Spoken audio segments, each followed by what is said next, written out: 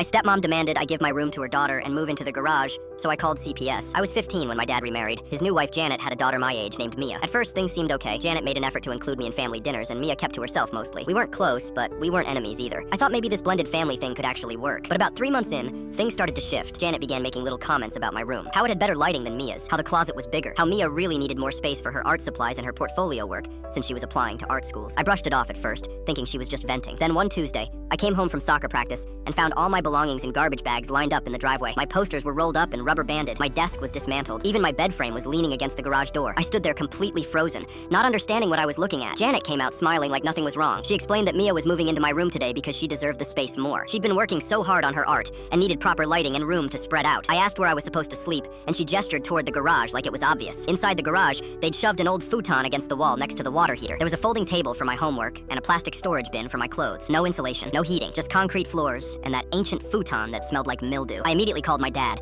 but he was halfway across the country on a 2-week business trip. When I told him what happened, he sighed and said Janet had mentioned wanting to rearrange the rooms. He thought I was overreacting. He told me to be flexible and work it out with her, that it was probably temporary while they figured out a better solution. But it wasn't temporary. That night, the temperature in the garage dropped to 40 degrees. I had one scratchy blanket and could hear rats or mice scurrying in the walls. Every car that drove by shook the garage door. I barely slept. I kept texting my dad, but he just kept saying to give it time, that Janet was trying her best to make everyone comfortable. The next morning, I showed up to school looking like I'd been awake all night because I had been. My history teacher, Mrs. Chen, pulled me aside after class. She said I looked exhausted and asked if everything was okay at home. I tried to brush it off, but then she asked again, gently, and I just broke down. I told her everything. The garage, the futon, the cold, my dad being gone, Janet acting like this was all completely normal. Mrs. Chen didn't hesitate. She walked me straight to the counselor's office and stayed with me while I repeated the whole story. The counselor listened carefully, taking notes, asking questions about the conditions in the garage, whether I had access to a bathroom, whether I felt safe. Then she made a call. She contacted CPS that same afternoon. The social worker showed up at my house the next day, completely unannounced. Janet answered the door and I could see her face go pale when she saw the county badge. She tried to play it off like the garage situation was just temporary,